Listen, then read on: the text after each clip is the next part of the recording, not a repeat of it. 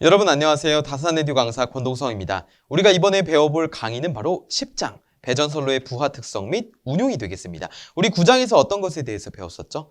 배전 방식과 전기 공급 방식에 대해서 알아봤었잖아요. 우리 10장도 굉장히 중요하다고 볼 수가 있는데 10장에서는 주로 이 배전선로가 어떻게 구성이 되어 있고 이 배전선로에서 좀 다뤄지는 개념들에 대해서 우리 낱낱이 파헤쳐보는 시간을 가져보겠습니다. 준비되셨을까요? 자, 한번 저와 함께 또 자신감을 가지고 힘차게 떠나보자고요. 우리 첫 번째로 알아볼 것은 선로 특성이에요. 선로 특성. 선로 특성의 첫 번째로 선로 정수를 꼽을 수가 있는데, 자, 우리 보시면은 선로 정수 R, L, C, G 이렇게 네 가지가 있었잖아요. 그쵸? 그 중에서 이 배전선로는 송전선로에 비해 길이가 짧습니다. 그렇기 때문에 이 선로 정수 네 가지를 다 고려하는 것이 아니라 R과 L만 조금 고려한다라고 보시면 돼요. 우리 한 번만 더 정리를 한번 해보고 가볼게요. R이라고 하는 것은 고유 저항의 A분의 L로서 정리가 되고, 자, 이 고유 저항은 어떤 것의 역수죠? 바로 도전율의 역수죠. 자, 시그마 A분의 L이라고 표현할 수 있습니다. 여기는 ohm이라고 할 수 있겠죠. 자, 그 다음에 인덕턴스라고 하는 것은 뭐예요? 0.05 더하기 0.4605의 로그 10의 R분의 D라고 할 수가 있겠죠. 자, 여기서 기본 단위 뭐라고요? 밀리헬리퍼 킬로미터라고요. 미터. 자, 그렇기 때문에 저항은 이렇고 인덕턴스는 이랬구나 라고 상기시키는 겁니다. 자, 그러면 하나 더 상기시켜 볼까요? 전압 강하와 전력 손실인데요. 자, 우리 전압 강하부터 알아보면은 전압 강하 2라고 하는 것은 이렇게 나타낼 수가 있겠죠. 한번 소가로로 나타내면은 전압 강하부터 한번 알아보겠습니다. 전압 강하 2, 첫 번째 단상이 있고 삼상이 있었어요. 그쵸? 단상 2선식과 삼상 3선식을 대표적으로 알아봤었는데, 자, 전압 강하 2라고 하는 것이 이제 단상이다. 2의 단이라고 적고, 이거는 뭐였죠? I, R, 코사인 세타 플러스 X, 사인, 세타라고 놓을 수가 있었죠. 자, 여기서 여러분 R과 X는 어떤 것이었죠? 이선 전체분. R과 X는 이선 전체분이었어요. 자, 그 다음에 삼상일 때 2의 3 이렇게 쓸게요. 삼상일 때, 삼상 3선식일 때는 루트 3 I의 뭐였어요? R 코사인 세타 플러스 X 사인 세타가 되었었죠. 여기서 저항 R과 X는 뭐였어요? R, X는 한상분. 삼선식이다 해서 여기에 3을 곱하는 그런 것이 아니라요. 삼상에서는 한상분을 기준으로 하기 때문에 이때 R과 X는 일선당 리액턴스와 일선당 저항값을 나타낸다라고 보시면 되겠습니다. 자, 그 다음에 이 삼상과 단상의 여부와는 관계없이 어떠한 식으로 정리가 됐어요? 다 V, R 분의 P의 R 플러스 X 탄젠트 세타로 정리가 됐었죠. 그 다음에 기본 단위는 당연히 볼트고요. 자, 그 다음에 여기도 마찬가지로 뭐예요? VR분의 P의 R 플러스 X 탄젠트 세타 단위는 볼트가 됐었죠. 이렇게 전압 강하를 정리를 할 수가 있었고요. 자, 그 다음에 두 번째로는 전압 강하율입니다. 전압 강하율은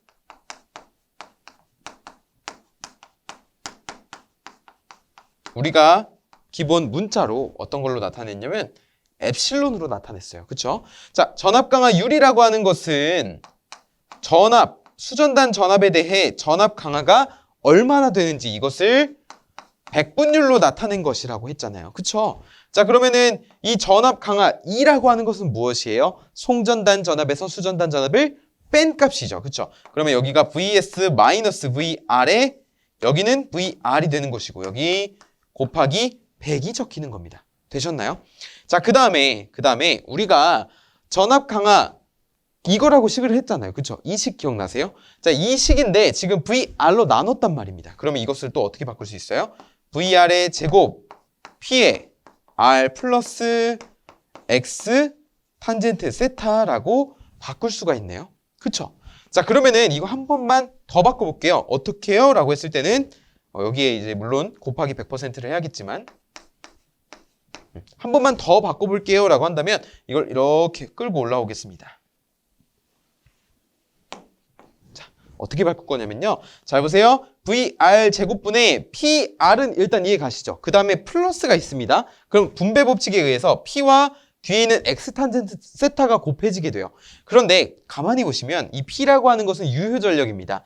그리고 탄젠트 세타가 있잖아요. 그러면은 무효전력이라고 하는 것은 이 유효전력의 탄젠트 세타를 곱해줌으로써 구할 수가 있어요. 그렇기 때문에 P 탄젠트 세타를 뭐로 바꿀 수 있다? 무효전력으로 바꿀 수 있다. 그래서 이 식이 어떻게 바뀌냐면요. 이렇게 바뀝니다. P, R 플러스 Q, X를 뭘로 나눠줘요? VR의 제곱으로 나눠주는 걸로. 그리고 여기는 곱하기 100을 해주는 걸로 바꿀 수 있다는 겁니다. 그래서 이게 뭐라고요? 전압 강화 율의 표본이라고요. 자, 그 다음에 하나를 더 변형해보자면은 여기 보시면 VR을 공통 분모로 해서 VR분의 VS 마이너스 VR분의 VR이 되잖아요. 그쵸? VR분의 VS 마이너스 뭐래요? 1이에요. 1. VR분의 VR이니까. 그쵸? 근데 이게 뭐래요? 전압 강화 율이래요. 그러면은 2를 넘기면 어떻게 됩니까? 1 플러스 엡실론은 VR분의 VS가 되죠. 자, 그 다음에 VR을 넘기면 교재에 있는 형태가 되죠. VS는 1 플러스 엡실론 곱하기 VR이 되는 것이죠. 그 다음에 VR이라고 하는 것은 1 플러스 엡실론분의 VS가 되는 거고요. 다 요 과정에서 유도가 된 겁니다. 어느 순간 뿅 하고 나타난 것이 아니라 우리가 배웠던 내용을 토대로 유도가 된 거예요. 그렇기 때문에 너무 어려워 마시고 조금 이러한 문제가 구조를 찾는 문제, 식을 찾는 문제가 나온다면은 이것을 무작정 암기하시기보다는 이 과정을 조금 천천히 떠올리시면은 분명히 잘 푸실 수 있을 것이라고 생각을 합니다. 그 다음에 교재 보시면은 이제 전력 손실이라고 나와 있죠. 전력 손실은 PL은 V제곱 코사인 세타 제곱분의 P제곱 R 이라고 나와 있죠. 기본 단위는 뭐라고요? 와트로 나와 있어요. 와트. 자, 그럼 우리 이어서 손실 계수를 한번 보겠습니다. 손실 계수. 여기다 적어볼까요?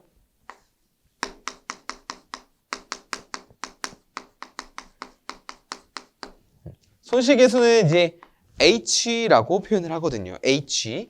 자, 그래서 우리 첫 번째 손실 계수부터 한번 알아보겠습니다. 여기는 H.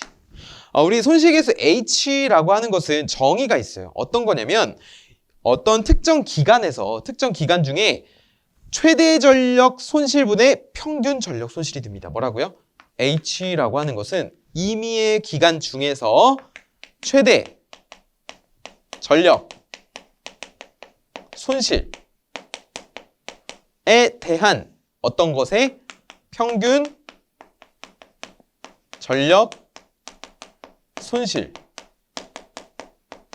비를 나타내는 거예요.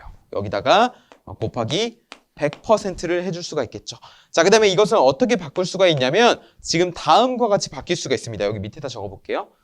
다음과 같이 바뀔 수가 있는데 어떻게 되냐면 우리 전력 손실이라고 하는 것은 I제곱 R이죠. 그쵸? 자, 그 다음에 평균 전력 손실이라고 하는 것은 똑같이 I제곱 R인데 이것을 평균 내는 겁니다. 평균. 이건 최대인 거고. 그러면은 어떻게 되냐면 최대 전류의 제곱에 의한 손실 분의 평균 전류 제곱의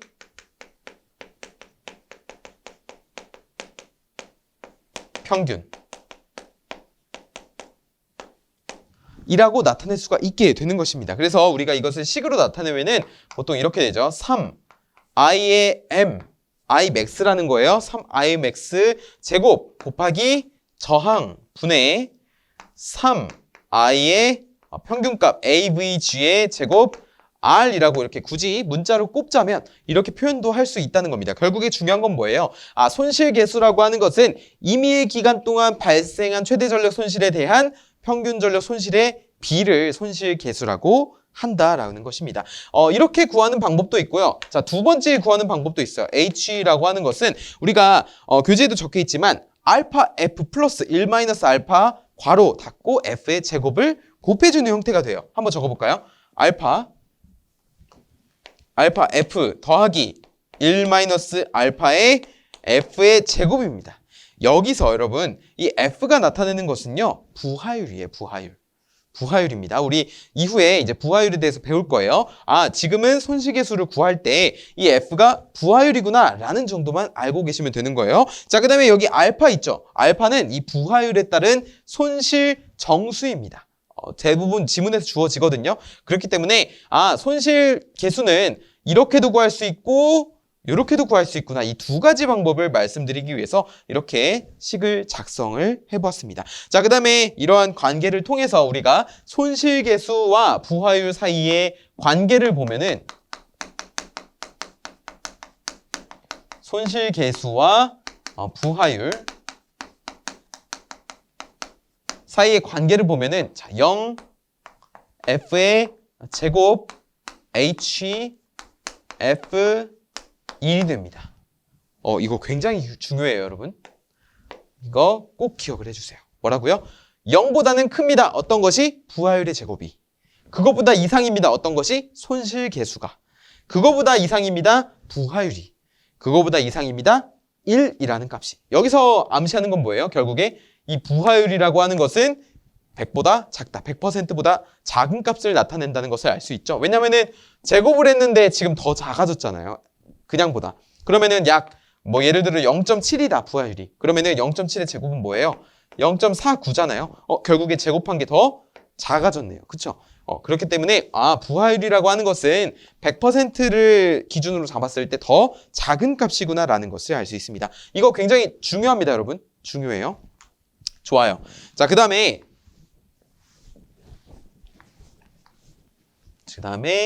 우리 이어서 집중 부하와 분산 부하를 한번 알아보겠습니다. 집중 부하와 분산 부하. 자, 집중 부하는요. 우리 집중 부하부터 알아볼까요? 그거는 말 그대로 부하가 집중되어 있다는 거예요. 부하가 어떻게 집중이 되어 있냐면 말단에 집중되어 있는 겁니다. 끝에. 부하 끝쪽에 집중되어 있는데 예를 들어서 이렇게 배전솔로가 오다가 자, 이쪽에 어떠한 부하가 있고 이렇게 집중이 되는 거예요. 이 끝쪽에 다 집중되어 있는 것을 뭐라고요? 집중 부하라고 한다고요. 이때 전압 강화와 전력 손실이라는 것이 존재하는데 전압 강화 E라고 하고 전압 강화 손실을 전력 손실을 PL이라고 하겠습니다. PL. 좋아요. 자, 그때 우리 이제 이 선로에 있잖아요. 선로에 저항값이 있을 거란 말이에요. 그 저항값이 이 선로의 길이가 만약에 대문자 L이라고 한다면 이 전압 강화 어떻게 표현하죠? 그러면은 I 원래 전압 곱하기 저항이잖아요. 전류 곱하기 저항. 자, 그러면은 여기가 I가 여기에 흐르는 전류입니다. I 곱하기 저항 곱하기 전체 길이를 해줘야지 뭐예요? 그러면 이제서야 전압 강화 IR이라는 것이 나오죠. 그 다음에 전력 손실은 뭐예요? 전류의 제곱 곱하기 저항이 되잖아요. 그럼 마찬가지로 여기서 똑같이 I의 제곱에 R 곱하기 배전솔로의 길이 L을 해주게 되면은 이것은 비로소 I 제곱 R이 되는 것을 알 수 있습니다. 이게 뭐라고요? 집중 부하라고요. 말단에 집중되어 있는 경우. 자, 두 번째는 뭐예요? 분산 부하라는 겁니다. 분산 부하는요, 지금 보시면은, 자, 이렇게 어떠한 부하가 있고요. 자, 여기도 어떠한 부하가 있고, 여기도 어떠한 부하가 있고. 결국에 다 골고루 분포되어 있는 것을 의미하게 됩니다. 이게 뭐라고요? 분산 부하라고요. 그렇기 때문에 이 분산 부하와 집중 부하를 비교했을 때 값이 굉장히 중요합니다. 분산 부하는 집중 부하일 때보다 전압 강화는 어떻게 되냐면요. 전압 강화는 2분의 1에 2가 됩니다. 즉 무슨 소리예요? 이렇게 쓸까요? IR. 무슨 소리예요? 집중 부하에서의 전압 강화 IR이라고 했을 때 분산 부하를 했을 경우 바뀐 전압 강화는 2분의 1 IR이 된다. 그러니까 전압 강화가 2분의 1배로 줄어든다는 겁니다. 어떨 경우에? 말단에 집중되어 있을 때보다. 자, 그 다음에 전력 손실이라고 하는 것은 어떻게 바뀌게 되냐면 바로 3분의 1의 I 제곱 R로서 바뀌게 돼요. 결국에 여기서 중요한 건 뭐냐라고 했을 때는 이 전압 강화와 전력 손실이 분산 부하일 때가 집중 부하일 때보다 절반, 3분의 1 수준으로 각각 떨어진다는 겁니다. 이게 굉장히 중요한 포인트예요, 여러분. 이게 굉장히 중요한 포인트입니다. 그래서 지금 정말 중요한 내용 배우신 거니까 이거 잘 기억해 놓으셨다가 나중에 실제로 문제가 출제되었을 때 이 분산부하와 집중부하에 대해서 묻는 문제가 출제되었을 때 잘 맞히실 수 있기를 바라겠습니다. 자, 이게 핵심입니다. 이게. 좋아요. 이게 핵심이에요. 자, 그럼 보시면은 개념 확인 한번 볼게요. 우리 문제 한번 풀어볼까요? 선로 특성과 자, 이쪽만 살짝 지우고 한번 볼게요. 선로 특성과 전력 손실에 대한 개념 확인입니다. 문제 풀고 오셨겠죠, 당연히. 좋아요. 다음 설명을 읽고 옳으면 O, 틀리면 X를 하시오라고 했는데요. 자, 분산부하일 때 전압 강하는 말단에 집중되어 있을 때 비해 2배로 증가한다. 맞나요? 분산부하일 때 전압 강하는 집중부하일 때보다 2배로 증가하나요? 아니죠. 감소하죠. 그러니까 2배 감소 수준이 되는 겁니다. 2분의 1배가 되죠. 자, 손실계수와 부하율 사이의 관계는 0F제곱 HF1이다. 맞나요? 맞습니다. 잘하셨어요. 자, 그 다음에 부하 역률이 코사인 세타인 경우 배전선로의 전력 손실을 같은 크기의 부하 전력으로 역률이 1인 경우의 전력 손실에 비해서 어떻게 되는가? 이거 실제 기출 문제가 되겠는데요. 자, 우리가 먼저 전력 손실이라고 하는 것은 PL로서 나타날 수 있게 되는 것이죠. 자, 이거는 뭐예요? V제곱의 코사인 세타의 제곱분의 뭐예요?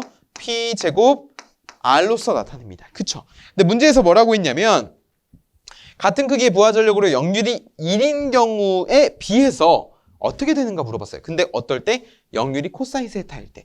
코사인 세타일 때 역률은 코사인 세타일 때 역률이 그때 전력 손실은 이렇게 되지만 만약에 역률이 1인 경우라면 어떻게 될까요? 역률이 1인 경우라면 PL'이라고 하는 것은 V제곱 분의 P제곱 R로서 끝날 겁니다. 왜냐? 이것이 1이기 때문에. 그러면은 자, 1인 경우에 비해서 이것은 어떻습니까? 지금 코사인 세타의 제곱분의 1만큼 감소해 있죠. 코사인 세타 제곱분의 1 이렇게 우리가 작성할 수 있는 것입니다. 괜찮으세요? 되셨나요? 우리 칠판 정리하고 이제 다음 수용률, 부하율, 부등률에 대해서 한번 알아보겠습니다. 네, 부하 특성에는 크게 3가지가 있는데요. 여러분 3가지만 기억하시면 됩니다. 어떤 거냐면 첫 번째로 수용률입니다. 수용률. 자, 그 다음에 두 번째로는 부등률이고요. 세 번째로는 부하율입니다. 자, 이렇게 수용률, 부등률, 부하율만 기억하시면 돼요. 제일 첫 번째로 어떤 것에 대해서 알아볼 거냐면 바로 수용률입니다. 수용률. 수용률이라고 하는 것은요. 잘 보세요. 자, 이렇게 어떠한 변압기를 거쳐서 이렇게 어떤 변압기를 거쳐서 우리가 수용가로 이렇게 부하 설비로 공급이 되는 겁니다. 전력이 이렇게 변압기를 거쳐서 오는 거예요. 자, 그러면 여기에 뭐 예를 들어 에어컨도 있을 수 있고요. 냉장고가 있을 수도 있고요. 아니면은 뭐 컴퓨터가 있을 수도 있겠죠. 여러 부하들이 있잖아요. 그런데 이 부하들의 각각의 용량을 고려해서 결국에 어떤 것을 결정하는 이 공급되는 변압기의 용량을 결정하기 위해서 우리가 알아보는 것이 바로 수용률이라는 겁니다. 수용률이라고 하는 것은 말 그대로 부하 설비 용량의 합에 대한 실제 사용되고 있는 최대 수용 전력을 의미하는 거예요. 그래서 우리가 수용률이라고 하는 것은요, 공식으로 이렇게 표현할 수 있습니다. 자, 수용률은 최설만 기억하시면 돼요. 자, 최대 수용 전력 또는 뭐 최대 전력이라고도 하죠. 을 뭘로 나눠줘요? 설비 용량으로 나눠주는 겁니다. 여기에 률이기 때문에 곱하기 100%를 해줘야 되는 겁니다. 자, 여기서 말하는 설비 용량과 최대 수용 전력이라고 하는 것은 예를 들어서 제가 고깃집 사장님이라고 해볼까요? 또는 뭐 어디 스터디 카페 사장님이라고 해보겠습니다. 제가 강의실 스터디 카페에서 100석을 구매를 해놨어요. 그러니까 제가 사장님이에요. 100석을 마련을 해놨는데 이게 사람이 아무리 몰려도 80석밖에 안 차는 거예요.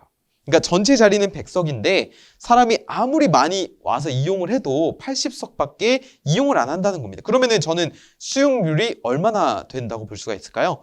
100분의 80이니까 80%라고 볼 수 있죠. 자, 이것과 비슷한 개념으로 자, 각각의 부하의 설비 용량들이 있을 거지 않습니까? 이 설비 용량이 전체의 설비 용량을 고려해서 거기에 대한 최대 수용 전력의 비를 우리가 수용률이라고 한다고요. 그리고 우리가 이 변압기의 용량, 단독 수용과의 이 변압기 용량을 구하는 것이 핵심이라고 했는데 결국에 여기서 변압기 용량을 결정하는 게 무엇이냐면 최대 수용 전력입니다. 이것이 바로 변압기 용량이라고 볼 수 있어요. 그렇기 때문에 변압기 용량이라고 하는 것은 굉장히 중요하죠. 설비 용량을 넘깁니다. 설비 용량 넘겨요. 그러면 어떻게 돼요? 설비 용량 넘기면 설비 용량 곱하기 수용률이 되잖아요. 그런데 여기서 끝나는 게 아니라 용량이라는 건 뭐예요? 변압기 용량이라거나 하는 것은 우리가 이 최대 수용 전력과 설비 용량은 기본 단위가 무조건 킬로와트여야 합니다. 킬로와트예요. 자, 그런데 변압기 용량이라고 하는 건 피상 전력이기 때문에 킬로볼트 암페어가 됩니다. 우리가 유효 전력과 피상 전력 간의 관계를 나타내면은 피상 전력이라고 하는 것은 역률분의 뭐예요? 유효 전력이 되죠. 그렇기 때문에 우리가 변압기 용량 킬로볼트 암페어로 바꿔주기 위해서는 무엇이 필요하다? 바로 역률이 필요하다. 여기에 만약에 변압기 효율까지 있게 된다면 여기에 효율을 같이 곱해 주어야겠죠. 여기 보시면 효율이 올라가면 결국에 변압기 용량은 감소하게 되니까 우리가 조금 더 변압기 용량을 줄여나갈 수가 있게 되는 것입니다. 괜찮으세요? 우리 수, 최, 설만 기억하자고요. 수, 최, 설만 기억하시고요. 그 다음에 그때 변압기 용량, 단독 수용과에서의 변압기 용량은 설비 용량 곱하기 수용률을 뭘로 나눠줘요? 역률로 나눠주고 효율이 있다면 효율까지 같이 곱해 주어야겠습니다. 되셨죠? 이게 이제 변압기 용량이에요. 자, 그 다음에 각각의 부하의 합을 모두 고려를 해야 되기 때문에 자, 여기를 이렇게 괄호치고 우리가 시그마로 이렇게 표현을 하죠. 결국에 뭐예요? 각각의 설비 용량과 수용률을 다 더해주겠다는 겁니다. 여기에 해당하는 거, 여기에 해당하는 거, 여기에 해당하는 거. 좋습니다. 자, 그렇게 해주면 되시고요. 자, 그 다음에 두 번째로 알아볼 것은 이제 부등률이에요. 부등률.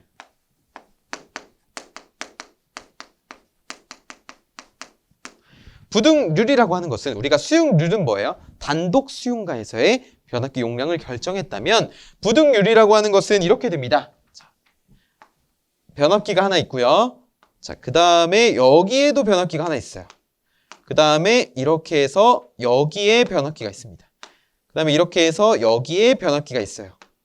그러니까 이것을 뭐 예를 들어서 어떤 학생들이라고 한다면 맨 위에는 뭐죠? 선생님이 되는 거죠. 결국에 이 학생들이 또 나중에 커서 만약에 누군가를 가르친다라고 한다면 또 한 명의 이렇게 제자를 만들어내는 시스템이니까 자, 이러한 형태로 우리가 부하에 공급되고 있다라고 볼 수가 있고요. 자, 그 다음에 여기 변압기, 여기 변압기, 여기 변압기를 통해 각각의 부하로 공급이 되고 있는 거고 그것들이 모여서 고압 간선에 가면은 메인 변압기가 있습니다. 부등률이라고 하는 것은 바로 여기 부하군, 여기 부하군, 여기 부하군을 모두 다 고려해서 이 메인 변압기의 용량을 결정할 때 사용하는 것이 뭐다? 부등률이다.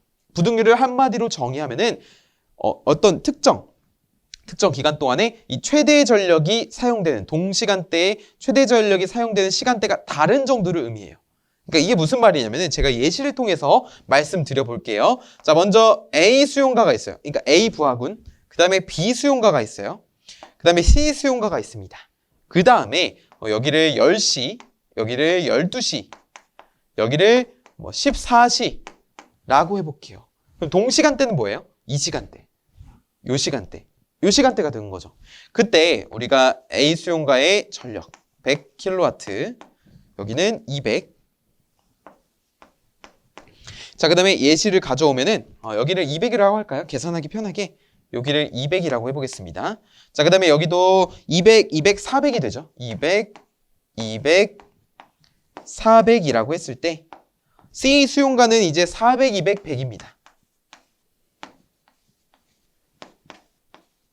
자, 이러한 전력들을 가지고 있다고 해볼게요. 그럼 보시면은 자, 부등률이라고 하는 것은 방금 제가 뭐라고 말씀드렸냐면은 최대 전력이 사용되는 시간대가 다른 정도를 의미한다고 했어요. 그래서 우리가 먼저 부등률이라고 하는 것을 식으로 나타내면 어떻게 표현할 수 있냐면 개개의 수용가의 최대 수용 전력의 합. 굉장히 길죠, 문장이. 자, 이것을 무엇으로 나타낸 거예요? 이것을 합성 최대 수용 전력으로 나타낼 수 있습니다. 자, 이 맨 위에 요것을 이제 개개의 수용가의 최대 수용 전력이라고 해서 지금 여기 앞서 그린 것처럼 시그마로 표현해도 상관없습니다. 자, 아무튼 부등률을 이렇게 정의를 하게 되는데 이게 왜 동시간대에 전력을 사용하는 정도가 다른 것을 부등률이라고 하게 되냐면 지금 보시면 A 수용가, B 수용가, C 수용가가 있잖아요. 자, 여기서 만약에 개개의 최대 수용 전력의 합이니까 일단 개개의 수용가의 최대 전력을 찾아보죠. 그러면은 여기 A 수용가에서는 어떨 때 최대 수용 전력이라고 볼 수 있습니까? 200 또는 뭐 200이라고 볼 수가 있겠죠. 이 두 개를. 그 다음에 B는 어떻죠? 여기 400이 최대라고 할 수가 있고요. 그 다음에 C는 어떻습니까? 여기 400이 최대라고 할 수 있습니다. 그쵸? 그러면은 이 개개 수용가의 최대 수용 전력의 합이니까 결국에 뭡니까? 200 더하기 400 더하기 400이 됩니다. 그쵸? 그러면은 여기가 1000이죠. 1000이 되는 거고 자, 그 다음에 분모는 합성 최대 수용 전력입니다. 자, 이건 뭐냐면 여기 동시간대를 다 더해주는 거예요. 그러면은 100, 200, 400 하면 얼마입니까? 700이죠. 200, 200, 200 하면 600이에요. 그 다음에 200, 400, 100 하면 얼마예요? 700이에요. 그렇기 때문에 여기는 합성 최대 수용 전력이 700이구나. 왜냐면은 700, 600, 700 중에 가장 큰 게 무엇입니까? 700이죠, 700. 그렇죠? 그렇기 때문에 합성했을 때 동시간대 최대 수용 전력이 700이 됩니다. 그러면은 7분의 10이잖아요. 이거 계산하면은 어떤 부등률 값이 나오는데 이 값은 1보다 작습니까? 1. 뭐뭐뭐뭐 나오겠죠. 그렇죠? 그래서 부등률이라고 하는 것은 반드시 있잖아요. 1 이상이어야 합니다. 왜 그런지 보세요. 예를 들어 이 개개의 수용가의 최대 수용 전력의 합이랑 합성 최대 수용 전력이 같다라는 것은 무엇이냐면 동시간대에 다 최대 전력이 발생한다는 겁니다. 그러면은 어떻겠습니까? 한 번에 피크 타임이 몰리니까 여기 메인 변압기 어떻게 되죠? 메인 변압기 용량이 커질 수밖에 없죠. 예를 들어 A 수용가도 12시에 에어컨 빵빵하게 틀고 그쵸? 그 다음에 B 수용가도 에어컨을 엄청 틀고 12시에 C 수용가도 에어컨을 엄청 틀게 된다면 이 12시를 위해서 요 메인 변압기가 버틸 수 있어야 되잖아요. 그쵸? 피크타임이 몰리니까. 그렇기 때문에 이 부등률이라고 하는 것이 작으면 작을수록 어떻게 되냐면요. 바로 이 변압기의 용량이 커지게 되는 겁니다. 그만큼 부담이 더 강해지게 되는 거예요. 자, 그렇기 때문에 우리가 값을 적어보면은 부등률은 합성 최대 수용 전력분의 개개의 수용가의 최대 수용 전력의 합이라고 표현을 할 수가 있게 되고요. 자, 2번 보시면은 합성 최대 수용 전력이라고 하는 것은 그럼 어떻게 되죠? 자, 이것이 일로 넘어가게 되죠. 왜 넘어가게 되냐면 우리가 지금 변압기의 용량을 구해야 되기 때문에 이 합성 최대 수용 전력이 변압기의 용량 역할을 하게 되는 겁니다. 자, 여기다 적어보면은 변압기 용량은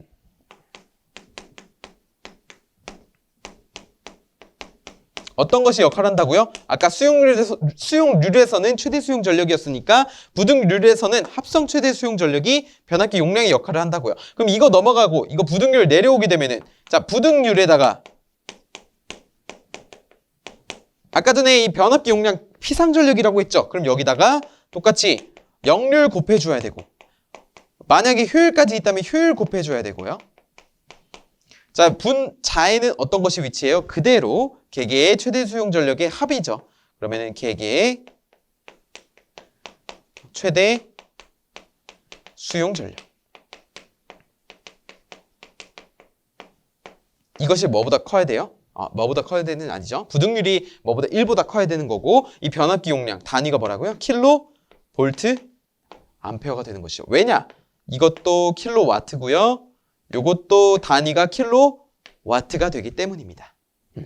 이게 기본 단위예요. 그랬을 때 변압기 용량은 뭐다? 킬로볼트 암페어가 기본 단위가 되더라.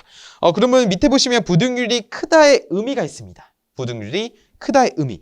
동일한 설비 용량에 대해서 부등률이 클 때 변압기 용량을 감소시킬 수 있기 때문에 이는 변압기를 조금 유효하게 사용할 수 있다, 사용하고 있다라고 볼 수가 있어서 결국에 뭐냐면 설비의 이용률이 높다라고 볼 수가 있어요. 어떨수록 부등률이 크면 클수록 이 개개의 수용과의 최대 수용 전력의 합이랑 요 합성 최대 수용 전력의 차이가 많이 난다는 뜻이잖아요. 이게 점점 커지면 커질수록 분자 분모가. 그렇기 때문에 변압기를 조금 더 효율적으로, 설비를 조금 더 이용률이 향상된다라고 볼 수가 있게 되고, 근데 이제 계통의 측면에서 봤을 때는 예를 들어서 뭐 A군과 B군이 있다고 해보겠습니다. 부하군이.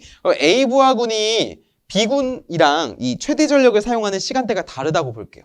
만약에 A가 오전에 최대 전력을 사용하고요. B는 오후에 최대 전력을 사용합니다. 그러면 상대적으로 봤을 때 A군이 최대 전력을 사용하고 있을 때 이 B군은 조금 비교적 덜 사용하고 있잖아요. 그러니까 이 전체 설비 계통의 이용률은 낮다라고 표현하기도 합니다. 그런데 일반적으로 부등률이 크다라고 하는 것은 변압기 설비 이용률이 높아진다고 볼 수가 있게 되는 것입니다.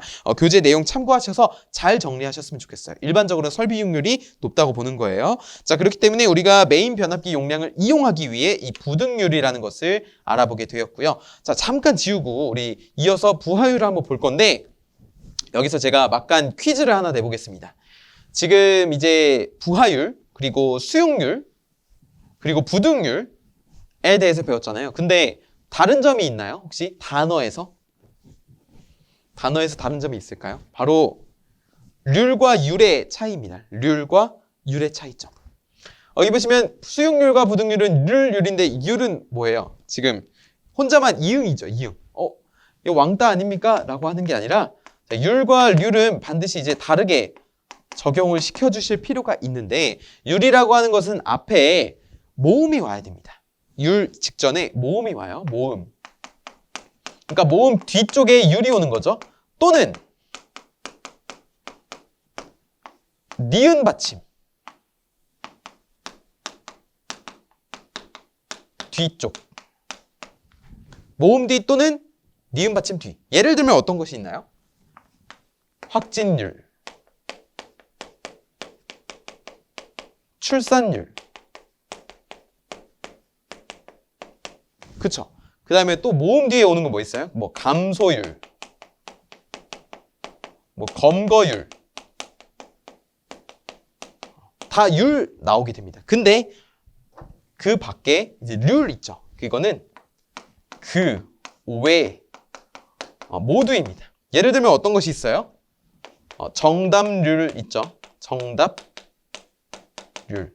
뭐 오답률 해가지고 다 률 들어가는 거는 이 경우 제외한 건 다 률이에요. 그렇기 때문에 여러분 나중에 실기시험에 가셔서 혹시 이런 것을 적어야 될 때가 온다면 이런 개념을 토대로 반드시 수용률, 부등률, 부하율이라고 좀 명확하게 적어주셨으면 좋겠어요. 사실 부하률이라고 하는 건 말이 안 되고요. 그다음에 부등율 이렇게 적으시는 분도 있는데 부등률이 맞는 표현이니까 이제부터는 지금 배운 내용을 토대로 좀 잘 작성을 해주셨으면 좋겠습니다. 부가적으로 말씀을 드려봤고요. 우리는 어떤 것을 배울 거냐면 바로 부하율을 배울 겁니다. 부하율은 3번이죠. 부하율은 일반적으로 뭐라고 표현하냐면 F라고 표현합니다. 아까 전에 이제 손실 계수할 때 F가 있었죠. 자, 그렇기 때문에 부하율 F라고 봤을 때 이겁니다. 부하율이라고 하는 것은 한 문장으로 정리하면은 공식으로 정리하는 게 좋아요. 아까 전에 수용률은 수최설이었잖아요. 그렇죠? 부하율이라고 하는 것은 부평최만 기억하시면 됩니다. 부평최라는 것은 평균 수용 전력 또는 뭐 평균 전력이라고도 하고요. 력을 뭐에 대해서 나타낸 거예요? 최대 수용 전력에 대해서 나타낸 겁니다. 물론 율이기 때문에 곱하기 100%를 해준 거고요. 그러니까 임의의 기간 중에서 최대 수용 전력에 대한 평균 수용 전력의 비를 뭐라고 한다고요? 부하율이라고 한다고요. 우리 교재 그림 보시면 어떻게 되어 있습니까? 교재 그림 보시면 이렇게 되어 있죠. 자, 대략적으로 한번 그려보겠습니다. 그래프가 들쑥날쑥합니다. 맞습니까? 들쑥날쑥하죠. 여기서 뭐 이렇게 갔다가 이렇게 갔다가 그쵸? 이렇게 갔다가 쭉 갔다가 이렇게 되어 있잖아요. 근데 가로축이 뭐예요? 시간이죠. 시간. 세로축은 뭡니까? 부하입니다. 부하 전력의 양을 나타내고 있죠. 그때 최대 전력이라고 하는 것은 무엇입니까? 만약에 임의의 기간을 여기서부터 여기까지로 잡았다고 볼게요. 최대 전력은 여기입니다. 그렇죠? 그런데 우리가 평균 전력이라고 하는 건 뭐예요? 전체 발생된 전력량을 시간에 대해서 나눠주면은 이제 평균 전력이죠. 우리 평균이라고 하는 것은 예를 들어 뭐 피자 한 판을 8명이서 나눠 먹었다. 그럼 평균 몇 개 먹은 거예요? 한 사람당? 한 개 먹은 거죠. 이 인원수대로 나눠준 거잖아요. 평균 전력도 똑같습니다. 전체 전력량을 이 기간으로 나눠준 겁니다. 그래야지 하루 평균이 나오는 거죠. 그러면은 예상으로 평균 전력이 이렇게 나오게 됩니다. 그러면은 임의의 기간 동안에서 최대 수용 전력과 이 평균 수용 전력의 그 차이가 어떻습니까? 엄청나죠. 여기 이렇게 잠잠하다가 갑자기 축 하고 치고 올라왔잖아요. 그렇죠? 그러면 결국에 뭐예요? 전력 변동이 심하다라고 볼 수 있죠. 이럴수록 결국에 뭡니까? 부하율이 클수록 전력 변동은 낮아지는 거죠. 왜냐면은 이 둘이 같다는 거니까. 부하율은 율이잖아요. 율. 수용률도 마찬가지고 부하율이라고 하는 것은 100%를 넘을 수 없습니다. 왜냐면은 이 최대 수용 전력을 평균 수용 전력이 넘을 수는 없어요. 절대로. 그쵸? 이 평균은 여기고 최대는 여기잖아요. 이게 이렇게 넘는다는 건 말이 안 됩니다. 그래서 반드시 부하율이라고 하는 것은 100% 이내인데 부하율이 높으면 높을수록 이 둘 사이의 차이가 안 난다는 거니까 전력이 평균이나 최대나 일정하다라는 겁니다. 결국 부하의 가동률도 높고 그 다음에 전력 변동도 낮다라고 볼 수 있죠. 한번 적어볼까요? 이거 적는 거 중요하니까 부하율이 크면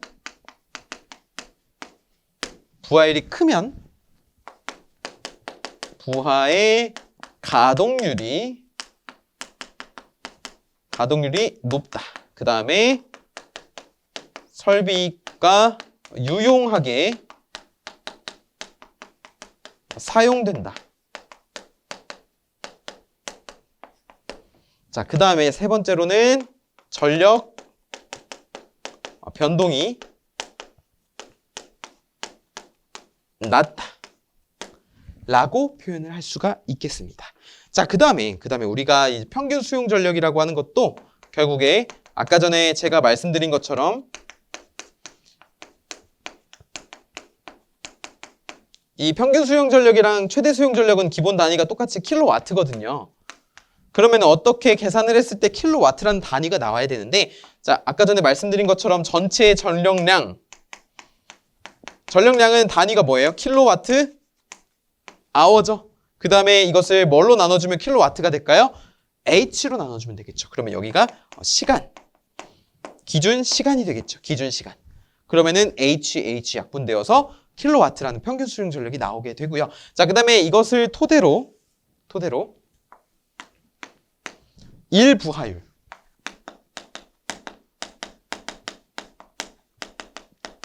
월부하율,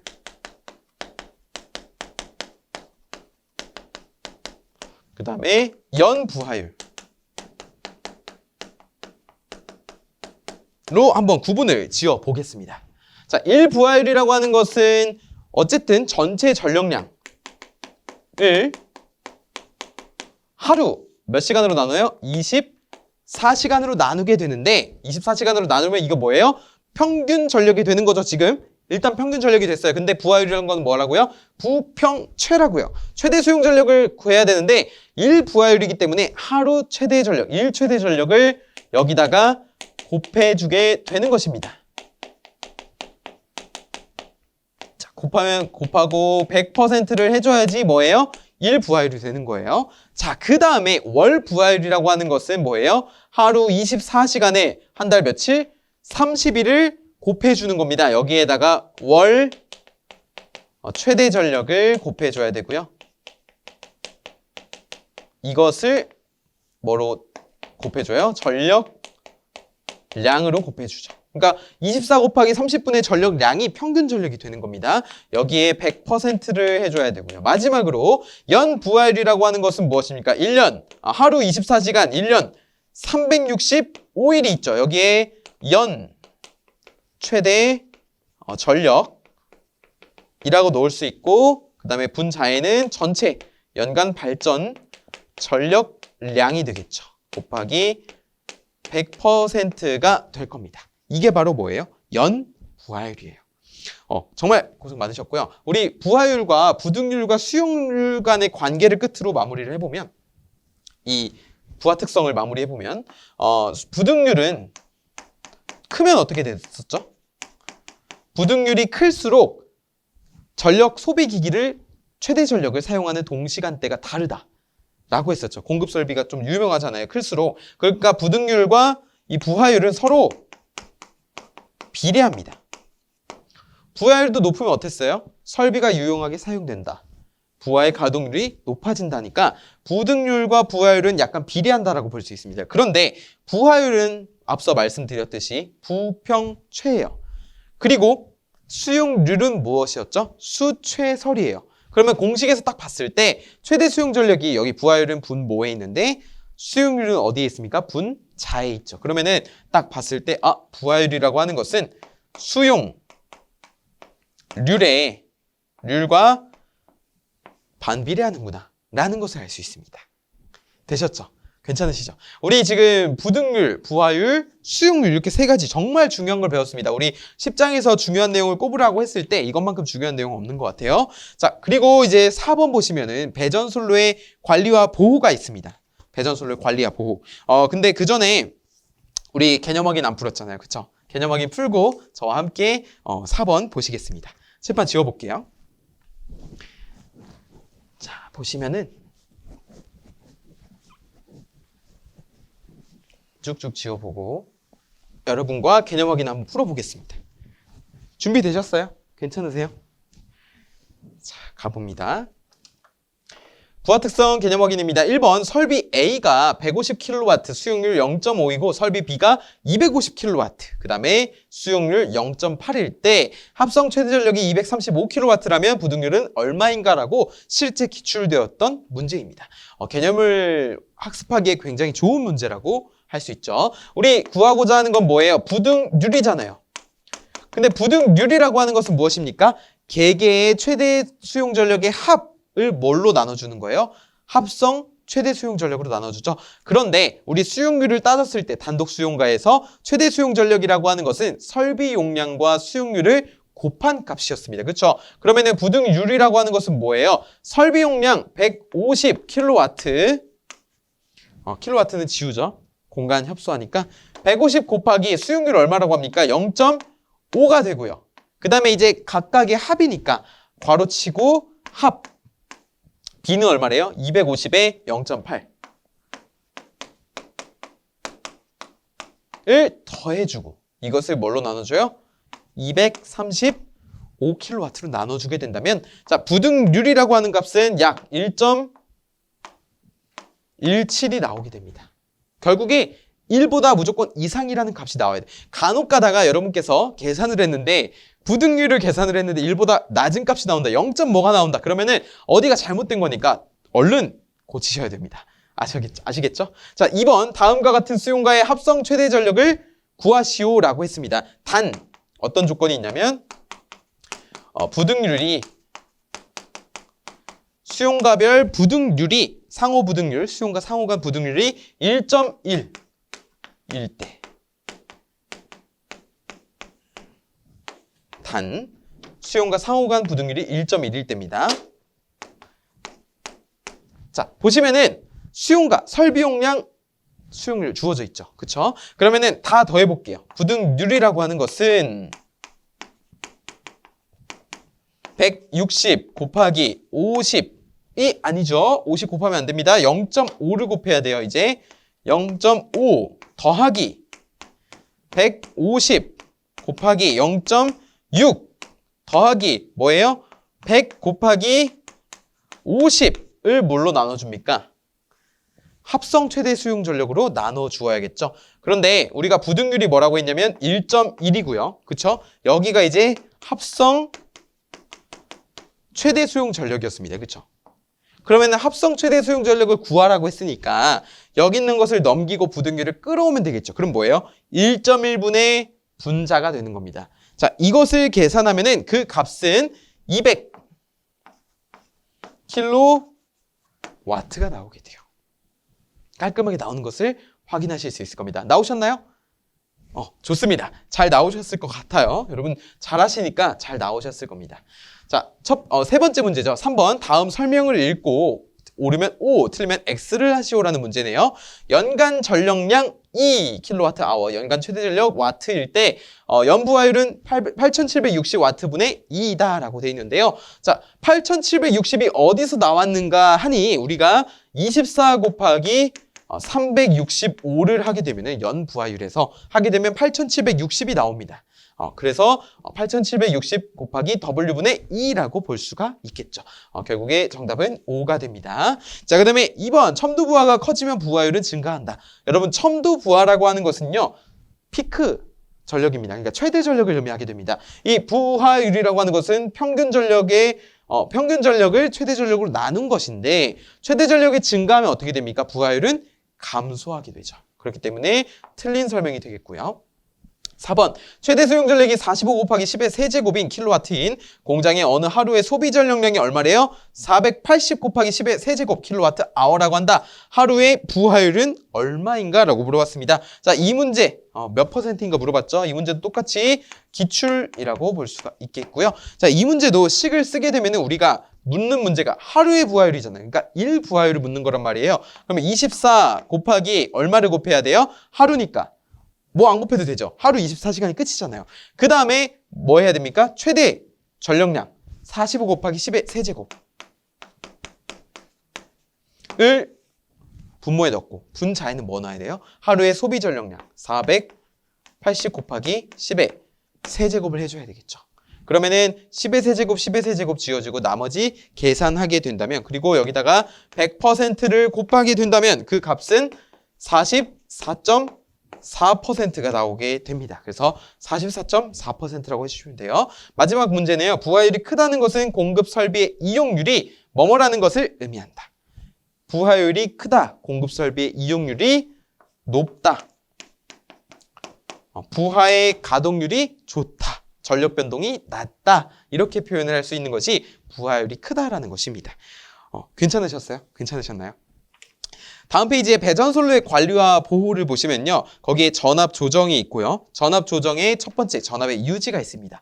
여러분 우리 배전선로에 있어서 전압을 유지하는 것은 굉장히 중요하다고 볼 수 있습니다. 왜냐하면 예를 들어서 전동기라든지 아니면 각종 기기, 설비들에 있어서 전격 전압이라고 하는 것이 있는데 이 전격 전압이라고 있는 이유는 전격 전압이 존재하는 이유는 각각의 동작을 원활하게 하기 위해서입니다. 그런데 뭐 무턱대고 이제 전압을 올려서 전압을 물론 높이면 좋지만 전압을 올려서 공급하게 되면은 내가 이 정도인데 버틸 수 있는 게 이 정도인데 이만큼이 들어왔어요. 그러면 이 정도를 못 버틴단 말이에요. 그러면 소손될 우려가 있어요. 어떤 사고가 발생할 수 있고 그렇기 때문에 너무 과하지 않게 알맞은 전압이 들어와야 됩니다. 그렇기 때문에 전선로의 전압을 유지시켜줘야 되고요. 그 다음에 전선로의 전압을 유지시키는 범위가 거기 표에 주어져 있습니다. 전압이 110V, 220V, 380V 했을 때 오차 유지 범위가 얼마인지 나와 있는데 한번 읽어보시면 좋을 것 같고요. 자, 전압 조정을 하게 되면 수용가 측에는 어떠한 효과가 있죠? 전압을 적당하게 공급받음으로써 효율이라든지 아니면 생산성, 그런 수명, 기기의 수명 등을 높일 수가 있고요. 나중에 이제 공급해주는 전력 공급자의 측면에서 바라봤을 때 이 전압을 조정해주면 어떻게 되죠? 전압을 높여줌으로써 전력 손실도 줄여줄 수 있게 되는 것이고 그리고 과전압으로부터 기기를 보호하는 데 좀 초점을 맞출 수가 있겠죠. 자, 세 번째 보시면 모선 전압의 조정 방법이 있는데요. 유도 전압 조정기와 택전환 변압기가 있습니다. 유도 전압 조정기는 말 그대로 스무스하게 이 전압을 조정할 수 있는 교류 전압을 조정할 수 있는 것을 말하게 되고 연속적으로 조정할 수가 있어요. 그 다음에 탭전환 변압기라고 하는 것은 탭이 있는 겁니다. 그러니까 탭을 조정해서 전압을 바꿀 수 있는 것을 탭전환 변압기라고 하고요. 자, 유도 전압 조정기 같은 경우에는 다음 강의에서 저와 함께 배우게 될 것입니다. 자, 네 번째 보시면 선로 전압의 조정 방법이 있습니다. 조정 방법 네 가지가 있는데요. 첫 번째는 주변압기, 메인 변압기를 말하죠. 이 메인 변압기의 탭을 조정함으로써 탭을 조절하면 전압이 바뀌게 되거든요. 탭에 따라서 그것에 의해서 조정할 수 있게 되고 승합기 우리 다음 강의에서 단권 변압기를 다뤄볼 겁니다. 승합기라고 해서 단권 변압기의 대표적인 용도인데 승합, 말 그대로 전압을 높여주는 겁니다. 자, 그리고 선로 전압 강화 보상기는 전압 강화를 보상해 주는 거고요. 그 다음에 직렬 콘덴서라고 하는 것은 유도 리액턴스를 보상해서 전압 강화를 보상하는데 초점을 맞출 수가 있겠죠. 자, 이렇게 배전선로의 부하 특성 및 운용 첫 강의를 마무리해 보겠습니다. 어떠셨나요? 지금 우리 부등률도 배웠고 부하율도 배웠고 수용률에 대해서도 배웠고요. 그렇죠? 그리고 이전에 첫 시간에 이제 배웠던 어떤 선로 정수라든지 그런 것들, 전압 강화, 전력 손실들도 한번 알아봤습니다. 상기시키는 시간을 가졌으니까 여러분 오늘 배운 내용을 토대로 다음에 더 좋은 시너지를 발휘할 수 있으니까 오늘 배운 내용 토대로 잘 공부하셔서 좋은 결과 맞이하시길 바라겠습니다. 저는 다음 강의에서 찾아뵙겠습니다. 감사합니다.